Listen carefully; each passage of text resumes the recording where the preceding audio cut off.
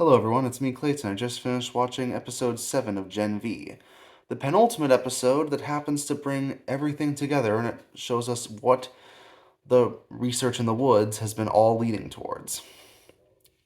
So, as Sam is told to stay in his room and to basically stay out of the way until his girlfriend can come back, he ends up going to essentially a superhuman rally where Cameron Coleman, the Tucker Carlson wannabe for Vought, ends up interviewing Polarity, who ends up suffering from a huge seizure. That forces Andre to accompany his father over to the hospital while trying to metal bend the truck to make sure it's the ambulance truck to make sure it stays in place. While Coleman also interviews Victoria Neuman. Remember her, the head popper?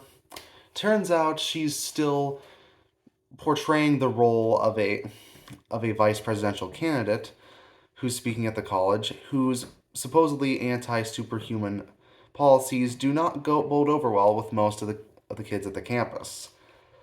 Especially considering that Dean Shetty finally reveals to the main characters what exactly she's been doing this whole time. This school, Godolkin University, is not to help the kids study, it's to help human beings study them.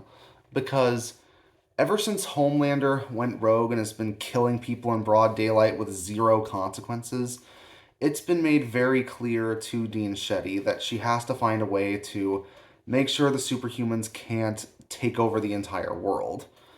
So she had that doctor from earlier create a superhuman virus to essentially wipe superhuman people off the face of the earth. And she does this because her husband and her daughter were among the people who died in the plane crash back in season 1. Remember Oceanic Flight 37?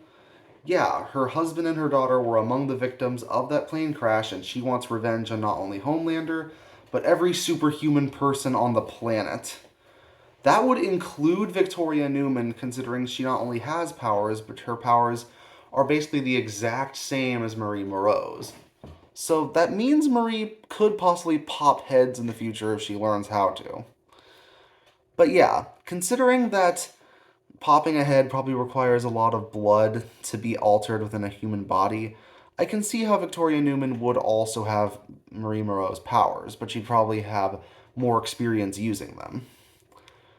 And at the same time, I can see what they're going for here when it comes to not only political commentary with the divide in our nation, but also with people who are able to rile up the populace to get them to an extremist cause. And I'm sure if people have been watching the news recently, they'd know exactly what person I'm referring to. Granted, the series has never been exactly subtle with that kind of commentary, but it does often help with the satire of the rest of the series, considering that it doesn't really take a side when it comes to them, and it doesn't feel like it's preaching to the audience to get its point across. Instead, it sort of just shows the two sides the way they are, and really shows you how ridiculous both sides can end up being. But it's made very clear that the ones who oppose Dean Shetty are probably going to cause a lot of damage, which includes Kate and Sam. So I think it's basically just up to Jordan, up to Marie, and up to anyone else who are with them to prevent things from getting into a global conflict. And who knows, maybe the boys or maybe the seven themselves will show up for the finale to cap everything off. So is that going to happen next week? We'll see. See you next time.